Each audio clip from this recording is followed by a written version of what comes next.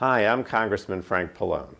Black History Month is a time to reflect on the contributions made by African Americans, and it's also a time to recognize the fundamental role African Americans have played in building our nation.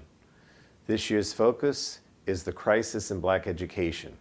In the 1954 case Brown versus Board of Education, Thurgood Marshall, later to be named our nation's first African American Supreme Court Justice, courageously and successfully argued before the Supreme Court that, I quote, "separate educational facilities are inherently unequal." This ruling gradually ended systematic segregation of schools throughout our country.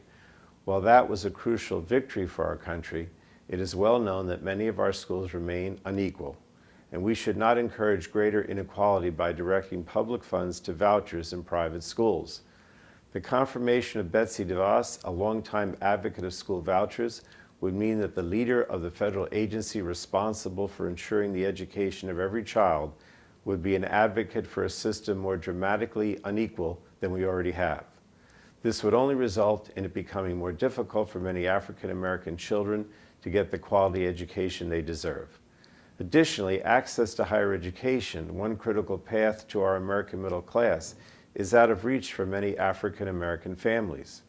To address these challenges, we must reduce student loan rates and enhance protections for student borrowers and their families. We need to provide increased access to Pell Grants and scholarships in disadvantaged communities in particular. We must also make sure that the Supreme Court upholds the principle of allowing universities to take diversity into account for admissions.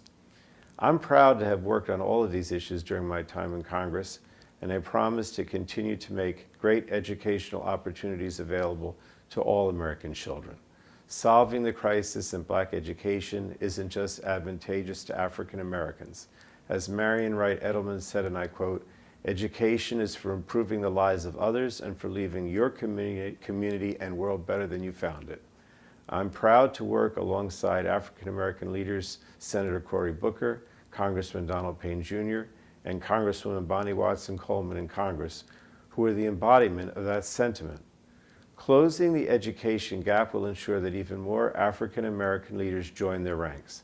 I'm actively working to make sure that the budgets and the policies we enact in Congress, from housing to voting rights to health care, take our country forward, not backward. And I hope that this Black History Month will encourage all Americans to give back and fight for the equality and justice for our country that we all deserve.